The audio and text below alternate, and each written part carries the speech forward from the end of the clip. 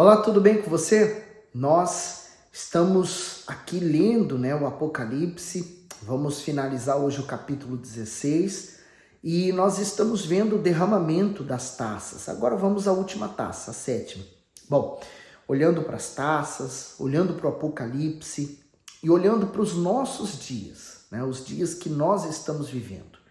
Quantos sinais nós temos visto daquilo que vai acontecer no Apocalipse, mas nós temos visto em proporções menores nos nossos dias. Nós podemos fazer uma breve noção do que virá no futuro quando o Apocalipse, a grande tribulação chegar. Bom, nós podemos nos proteger salvando a nós mesmos, nos refugiando em Jesus. Ele é a nossa salvação. Por isso, não despreze essa tão grande salvação que vem pelo Senhor Jesus. Se você está nos acompanhando e gosta desse trabalho, então não despreze o prestígio que você pode nos dar, dando o seu joinha nesse vídeo e partilhando ele com mais pessoas, tá bom? Vamos fazer a nossa oração e vamos firme e forte para a nossa meditação. Meu Deus, que nós possamos nos guardar até o dia da redenção, o dia do teu retorno. Se o Senhor não voltar nos nossos dias, nós queremos, ao fechar os nossos olhos definitivamente para esse mundo, poder encontrar o Senhor na eternidade. Assim como Estevão, quando ele encontrou o Senhor à sua espera. Ah, meu Deus, esse é o nosso desejo para mim, para essa pessoa que tem acompanhado essa meditação. Meu Deus, fale conosco. Eu peço a Ti e abre nosso entendimento. Amém. Então, Apocalipse 16, versículo 17. E o sétimo anjo derramou a sua taça no ar, e saiu uma grande voz do templo, do céu, do trono, dizendo: está feito. E houve vozes, e trovões, e relâmpagos, e houve um grande terremoto, como nunca houve desde que há homens sobre a terra. Tal foi esse tão grande terremoto. E a grande cidade fendeu-se em 3 partes, e as cidades das nações caíram, e da grande Babilônia se lembrou Deus, para lhe dar o cálice do vinho da indignação da sua ira. E toda a ilha fugiu, e os montes não se acharam. E sobre os homens caiu do céu uma grande saraiva, pedras aproximadamente do peso de 1 talento. E os homens blasfemaram de Deus por causa da praga da saraiva, porque a sua praga era muito grande. Comentário, ele diz o seguinte, A sétima taça é derramada no ar e o seu juízo é o que há de mais terrível até então, pois envolve a ira divina e o final dos tempos. O terremoto aqui descrito ocorrerá em uma escala imensurável e nunca vista antes desde a criação do mundo. Nenhuma cidade dentre as nações será excluída da destruição e do caos, o que significa que nenhuma pessoa estará imune a esse flagelo da cólera, da ira de Deus. Jerusalém será dividida em 3 partes, como dizem as profecias. Os homens serão atingidos por chuvas de granizo, com pedras que pesarão aproximadamente 30 quilos. Então, tomadas pelas revoltas, as pessoas blasfemarão contra Deus. Além disso, a Babilônia será destruída pelo Senhor Jesus. O profeta Jeremias teve uma visão desses acontecimentos finais. Está lá em Jeremias 4, 23 ao 27. Observai a terra, e eis que era sem forma e vazia, também os céus, e não tinha a sua luz. Observei os montes, e eis que estavam tremendo, e todos os outeiros estremeciam.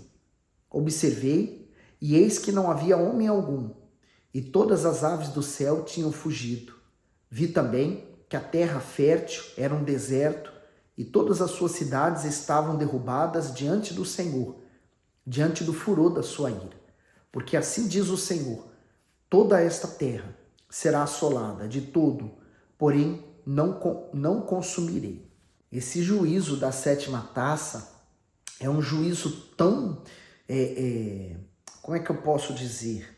É tão terrível que nós nem sequer podemos imaginar. Imagine uma chuva de granizo e cujo granizo ele tenha 30 quilos, né? Eu já vi granizos grandes, né, que não chegam a 1 quilo, que fazem um estrago tremendo e é capaz de matar as pessoas. Agora imagine um granizo de 30 quilos. É muito grande. Então, mesmo ele nos sendo descrito somente em curtas frases, a amplitude desse juízo revela o excesso de perversão que existirá então no mundo, na humanidade anticristã. E por que nós pensamos assim? Porque aquelas pessoas que estavam na Terra nesse período, elas nem sequer se voltaram para Deus. Elas continuaram blasfemando contra Deus. Então, é um mundo completamente pervertido, né? Completamente ao avesso da verdade. Por ocasião do derramamento dessa última taça, da ira, uma voz saiu do trono do céu, da qual procedeu o juízo divino. Está feito. E aí nós lembramos também que o Senhor Jesus na cruz, quando ele terminou o que ele fez, ele disse, está consumado. Então, quando terminou a 7ª e última taça do derramamento da ira de Deus, ele disse, está feito.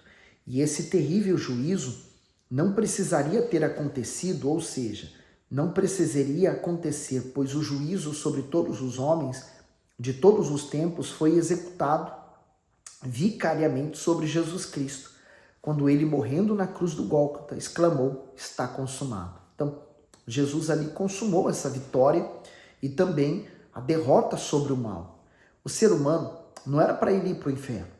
O inferno foi preparado tão somente para Satanás e todos os demônios que seguiram a Satanás, né? A terça parte dos anjos que se tornaram demônios. Mas, infelizmente, o inferno tem sido também o lugar onde tem recebido pessoas que em vida têm desprezado o perdão de Deus, né? As consequências dessa 7ª taça da ira, com seu alastramento, são explicadas detalhadamente na segunda metade do capítulo 17 e no capítulo 18 também.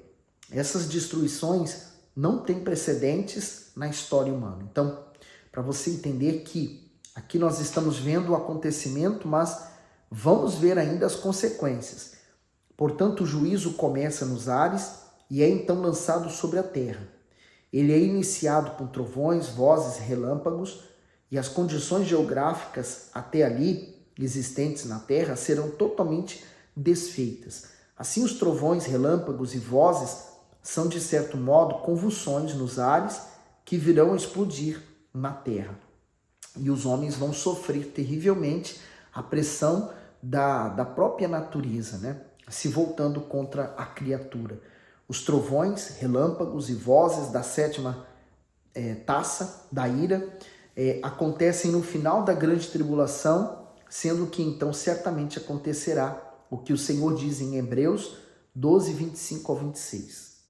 Vede que não rejeiteis ao que fala, porque se não escaparam aqueles que rejeitaram o que na terra os advertia, muito menos nós, se nos desviarmos daquele que é dos céus, a voz do qual moveu então a terra, mas agora anunciou dizendo, ainda uma vez comoverei não só a terra, senão também o céu. E voltando a ler Apocalipse 16, 18, diz, e houve vozes e trovões e relâmpagos, e houve um grande terremoto como nunca houve, desde que há homens sobre a terra. Tal foi este tão grande terremoto. Se há determinadas cidades, né, que com terremoto, né, numa escala muito alta, é capaz de trazer uma destruição tão grande, agora ele diz que nunca houve antes. Então nós podemos imaginar o quão forte será esse tremor. Assim será quando for derramada a 7ª taça da ira. Toda a atmosfera estará repleta de trovões, relâmpagos e vozes, enquanto o mundo será abalado por um violento terremoto. E aí nós continuamos lá em Hebreus 12, do 27 ao 29. No 26, a voz do qual moveu então a terra, mas agora anunciou dizendo, ainda uma vez comoverei, não só a terra, senão também o céu. E esta palavra ainda uma vez mostra a mudança das coisas móveis como coisas feitas para que as imóveis permaneçam. Por isso, tendo recebido um reino que não pode ser abalado, retenhamos a graça pela qual sirvamos a Deus agradavelmente com reverência e piedade, porque o nosso Deus é um fogo consumidor. E em Apocalipse 16, 19 diz: a grande cidade fendeu-se em 3 partes e as cidades das nações caíram.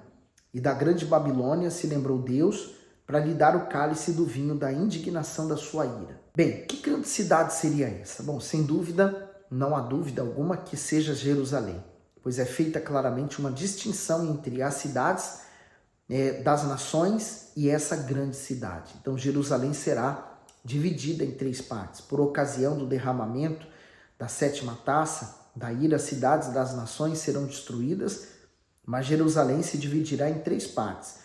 Quando isso acontecer, Jerusalém se tornará, no verdadeiro sentido da palavra, uma cidade portuária, pois então terá chegado no terrível juízo o momento em que o Senhor Jesus voltará em grande poder e glória. E aí ele vai estar no Monte Sião, né? O maravilhoso lado bom da 7ª taça da ira é a volta do Senhor com sua igreja glorificada. O rompimento de Jerusalém tem, aliás, um significado de juízo muito profundo, né? Porque esse povo que aqui está presente na terra, por exemplo, rejeitou o Senhor Jesus e a salvação. Mas agora ele volta com a igreja, aquelas pessoas que aceitaram a salvação. Então pensemos nos diferentes montes de Jerusalém. Monte Moriá, no qual está edificado o templo, habitação de Deus Pai, e agora o que nós vemos ali é o Domo da Rocha, um lugar muçulmano. O outro monte ou colina chama-se Gólgota. Lá, o Deus Filho tirou o pecado do mundo e venceu a Satanás, né, dizendo está consumado. O terceiro monte é o Monte das Oliveiras, sobre o qual estarão então os seus pés. O Monte das Oliveiras é uma representação de Deus, o Espírito Santo. Se você já teve oportunidade de ir a Jerusalém, você então está ali no Monte das Oliveiras olhando para a cidade e você vê então a entrada, né, que hoje está fechada, mas a entrada por onde o nosso Senhor irá passar. Aqui, porém, João vê como a cidade edificada sobre 3 elevações, a cidade alta, a cidade baixa e o monte do templo, é dividido em 3 partes através do terrível terremoto da 7ª taça da ira, e que as cidades das nações caem. É como se as 3 pessoas do Deus triuno, em uma pessoa, mas cada uma com uma tarefa de juízo, estivessem agindo. O Deus Pai faz derramar sua taça da ira, o Deus Filho aparece em grande poder e glória, o Deus Espírito Santo será derramado em Jerusalém como um espírito de graça sobre os filhos de Israel. Que maravilha, né? Vamos conferir Zacarias 12, 10, porque ele também profetizou sobre isso, né? O derramado do Espírito Santo. Mas sobre a casa de Davi e sobre os habitantes de Jerusalém, derramarei o espírito de graça e de súplicas, e olharão para mim, a quem transpassaram, e prantearão sobre ele, como quem pranteia pelo filho unigênito, e chorarão amargamente por ele, como se chora amargamente pelo primogênito. Então o próprio profeta aqui, ele está tendo uma visão do futuro, né? Do que virá. Esse rompimento de Jerusalém também é um juízo, porque desprezaram que o eterno Filho de Deus, Jesus Cristo, que desde a eternidade era um com o seu Pai, foi arrancado do seu Pai em Jerusalém, na cruz do Gólgota, para que em nós pudéssemos ser novamente unidos com Ele. Lá ele gritou, meu Deus, por que me desamparastes? Né? Quer dizer, ele pensou estar abandonado naquele momento tão cruel e difícil. Não pelo cravo nas mãos, pela coroa de espinho, pela humilhação e vergonha que ele enfrentou, mas por ter carregado tão grande culpa, né, de todos nós. O que, através da visão dessas violentas mudanças de juízo na terra, que ocorrerão depois do arrebatamento da igreja, aconteçam ainda agora violentas mudanças em muitos corações. O profeta Joel exclama no capítulo 2:13: rasgai o vosso coração e não as vossas vestes. Convertei-vos ao Senhor vosso Deus, porque Ele é misericordioso e compassivo, tardio em irar-se e grande em benignidade, e se arrepende do mal. Bom, seria esse então os novos céus e nova terra? Bom, sim e não. Não, pois a terra antiga não passará por ocasião da volta do Senhor. Sim, pois a aparência da terra será mudada radicalmente, depois de toda essa limpeza, né, que está sendo feita. Imaginemos o terror dos homens quando repentinamente começarem a desabar pedaços de gelo pesando em torno de 30 quilos, né? Quando ele falou sobre o granizo que vai cair. No entanto, também, isso não levará a humanidade anticristã a converter-se, pois produzirá um endurecimento ainda maior. Por isso que eles blasfemaram contra o próprio Deus, né? Portanto, quanto maior a praga, tanto mais raivosas são as blasfêmias dos homens endurecidos. Que o Senhor dê graça a todos nós, para que ninguém que lendo esse livro, ouvindo esse vídeo, tenha que experimentar tal praga. Todavia, quem não participar do arrebatamento passará por coisas terríveis. Por isso, converta-se hoje, né? Não, amanhã eu penso nisso. Não, é agora. Você não sabe o seu dia de amanhã, né? As pessoas, elas vivem muito por aqui agora e pelo que ela vê e sente. A fé, ela ignora o que nós sentimos. A fé é uma certeza. E aqui nós vemos mencionado que Deus se lembrou de dar à Babilônia o cálice do vinho do furor da sua ira. Os detalhes desse flagelo, né, como também o caráter dessa misteriosa personalidade, são descritos no capítulo seguinte, que nós vamos ler e vamos entender o que é esse cálice, o porquê que ele é bebido, e nós vamos compreender muito bem, é muito profundo também.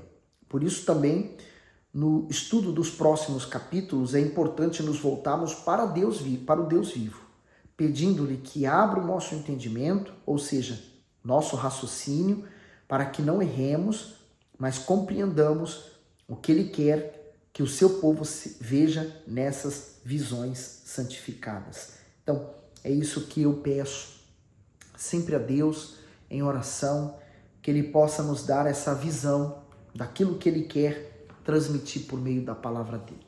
Bom, espero estar te ajudando, claro, e que você também possa fazer o mesmo por outros. Ajude outros por meio desse vídeo, ou você mesmo, retransmitindo, né? Espalhando essa palavra para outras pessoas, né? Através de você mesmo. Deus quer usar, assim como Ele pode me usar, Ele quer usar você também.